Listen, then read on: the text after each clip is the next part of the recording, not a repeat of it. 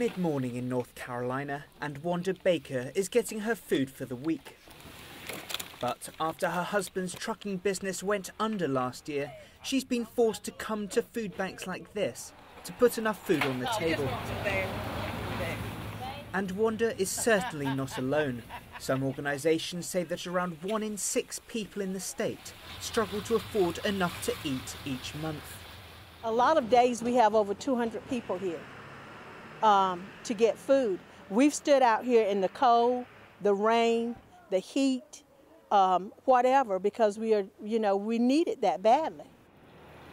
At the food bank of Central and Eastern North Carolina, they say food insecurity is a growing problem.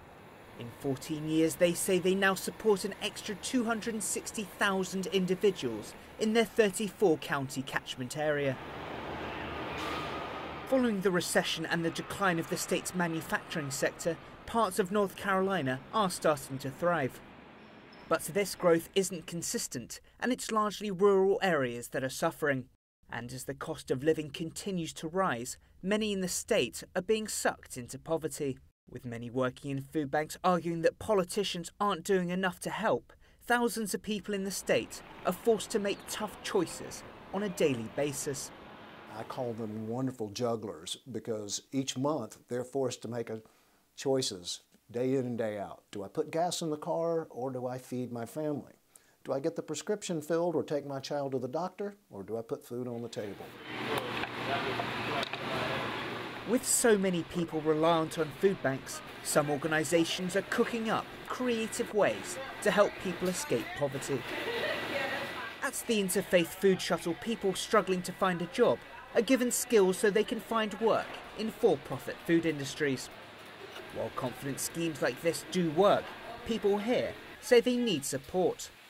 Food banks can't do it alone. They have to do it in partnership with public sources, government sources, and with private sources. We have to get business involved because, that is the way we'll solve it.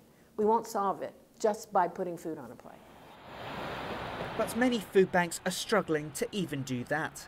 That's why many human services agencies say real action is needed now. When it comes to food insecurity in North Carolina, the stats are troubling.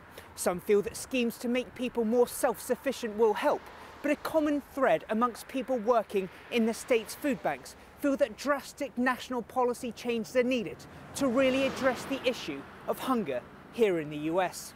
William Denselow, Denselow in North Carolina.